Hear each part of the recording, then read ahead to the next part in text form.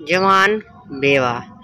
अपनी जौजी रवायत करते हैं कि हेरात में एक शहादत फैमिली थी। खातून जवानी में ही बेवा हो गई, बच्चों वाली थी। तंग दस्ती आई तो उन्होंने समरकंद की तरफ हिजरत की। वहां पहुंचे तो लोगों ने पूछा कि यहाँ कोई सरदार है, कोई सखी है। लोगों ने बताया कि यहाँ दो सरदार हैं, एक मुसलमान और दूसरा आतिश परस्त। खातून मुसलमान सरदार के घर गई और कहा कि मैं अहले रसूल हूँ, परदेसन हूँ, ना खाने को कुछ है ना ही रहने का कोई ठिकाना। सरदार ने पूछा कि तुम्हारे पास कोई नस्बनामा है? खातून ने कहा, भाई मैं एक नादार परदेसन हूँ, मैं सनद कहाँ से लाऊं? वो कहने लगा, यहाँ तो हर कोई दूसरा आदमी कहता है कि मैं सैयद हूँ और अहले रसूल हूँ सल्लल्लाहु अलैहि वसल्लम हूँ। ये जवाब सुनकर वो खातून वहाँ से निकली और मायूसी के सरदार के पास गई। वहाँ अपना तारुफ करवाया और उसने फौरन अपनी बेगम को उनके हमरा भेजा और कहा कि इन बच्चों को ले आओ।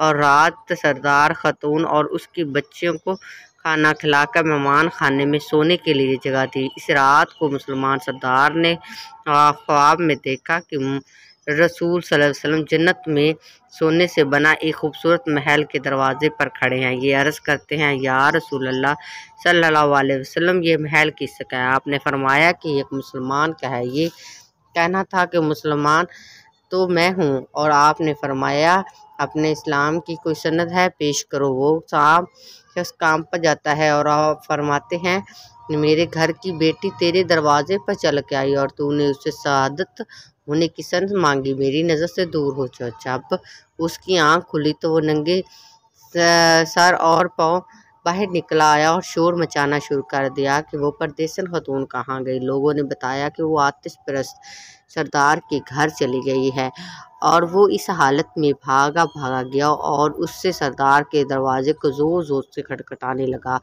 पड़ा। घर का मालिक बाहर निकला और पूछा, क्या हुआ? वो खातून जो अपनी बच्चियों के हमरा तुम्हारे घर में ठहरी हुई है, मुझे दे दो, मेरे मेहमान हैं। हजूर पाक सल्लल्लाहु अलैहि वसल्लम, वो मेरे मेहमान हैं, मैं आपको नहीं दे सकता। मैंने 300 दिनार ले लो और उन्हें मेरे मेहमान बनने दो।